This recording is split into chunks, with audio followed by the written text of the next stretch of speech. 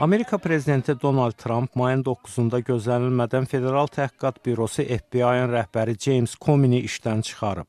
New York Times qəzeti yazır ki, Comey bunu televiziyadan eşidib.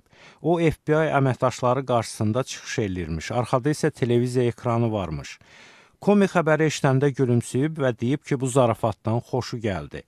Bu o Comey'dir ki, 2016-cı ilin iyulunda və daha sonra noyabrın 11-də bildirmişdi ki, Hillary Clinton dövlət katibi olanda şəxsi e-mailindən dövlət əhəmiyyətli məlumatlar göndərilmiş. Demokratların fikrincə Trumpın seçkini udmağında Comey'nin bu bəyanatları həlledici rol oynadı. İndi onun işdən çıxarılmasına göstərilən formal səbəb də elə həmin e-maillərdir. Ağ Ev bildirir ki, prezident seçkisində Demokrat Partiyasının namizədi Hillary Clinton'ın e-maillərinin yarılması təhqiqatı zəif aparılır.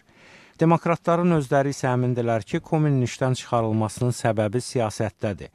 Comey Trumpın seçki komandası ilə Rusiyanın mümkün əlaqələrini araşdıran komissiyanın sədri idi.